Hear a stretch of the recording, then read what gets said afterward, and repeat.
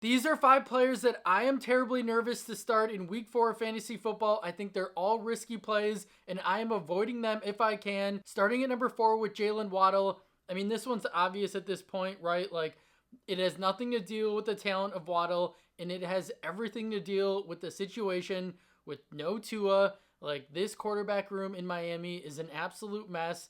Skylar Thompson looked horrible last week, which was the fear. We talked about this in a video a couple of days ago. It's going to be really hard to sell Waddle and Hill after this week, so hopefully you already sold them for good value in return, because whether it's Thompson, Tyler Huntley, or Tim Boyle, it's going to be a disaster. Waddle, even Tyreek Hill, both of their ceilings are completely capped, and there's just no upside here. And in 4 games that Skylar Thompson has started since 2022, Waddle doesn't have more than 50 yards or a touchdown in any of those games. So what do you do at this point? Like, Waddle is a really talented receiver. It depends on who your other options are. So if you are a Waddle owner, comment down below what your other options are. I will help you out as best as I can. If you have a loaded wide receiver core on your fantasy team, then Waddle is an absolute must-bench player this week until we see what happens with this quarterback room, if Huntley or with Boyle can be serviceable. And the matchup isn't great against the Titans, who have allowed 15 completions and 139 passing yards per game.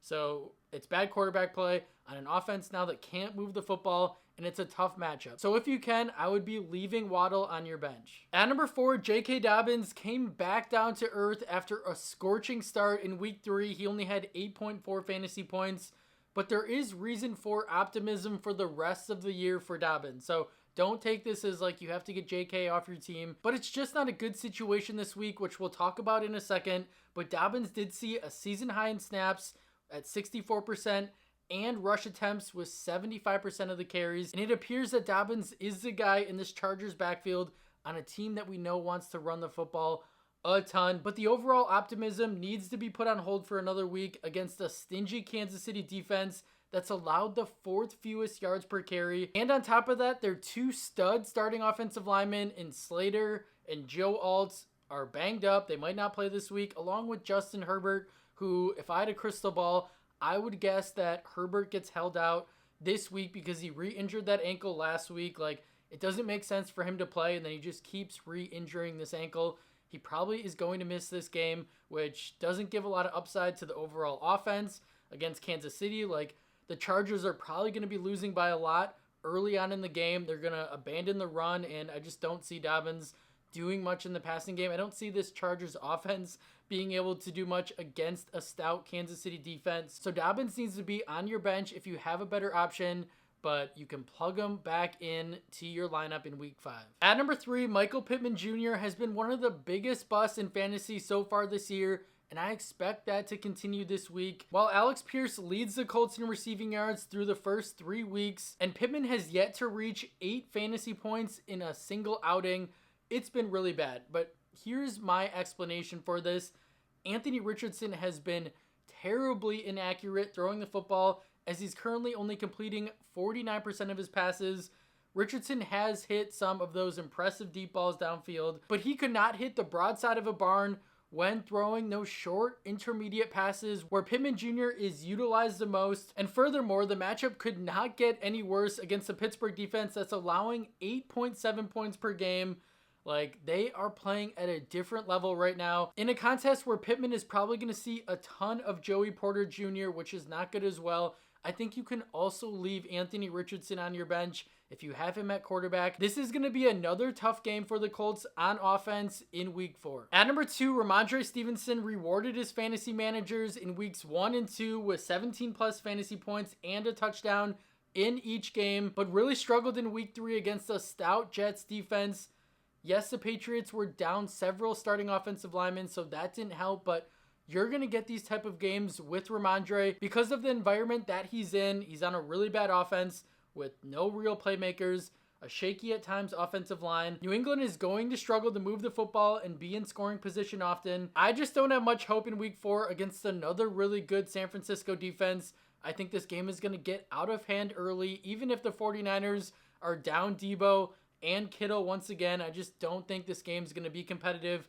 It's going to be a blowout. which is going to put New England in the same situation that they were against the Jets, where they can't really run the football. They're forced to throw, and that usually doesn't end up well for them with Jacoby Brissett under center and not great weapons around him in the passing game. And San Francisco is only allowing 104 yards per game on the ground this season. So I understand if you don't have a better option right now with all the injuries, but just temper your expectations. I am not expecting a big bounce back performance for Stevenson in week 4. At number 1, Rachaad White, another guy that's really struggling right now as he's failed to eclipse 35 total yards in each of his last 2 games and has a combined 11.8 fantasy points over that stretch, along with seeing a decline in his rushing attempts in every game this season with the emergence of Bucky Irving.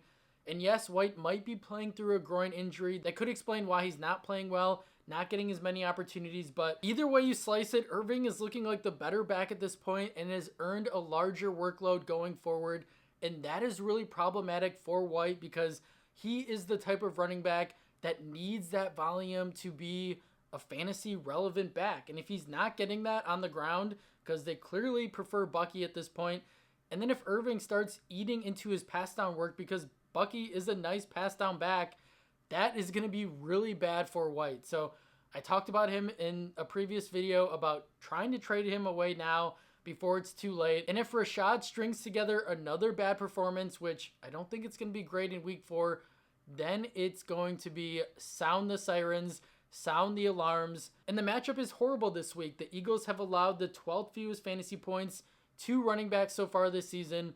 The Bucs seem to already prefer Irving. Rachaad White is not playing well. He's just not a guy that offers a ton of upside in your lineup. I would be leaving him on the bench if you can afford to, because I just think it's going to be a disaster. Like, leave him on your bench until he shows you something, because right now he has 0 touchdowns on the year. He's really struggling. He hasn't shown you much. He's not a guy that should be starting in lineups unless you're really desperate and you have no better options. That's all I have for you guys today. Thank you so much for watching. If you took away anything from the video, I'd really appreciate it. If you like the video, subscribe to the channel, and I will see you in the next one.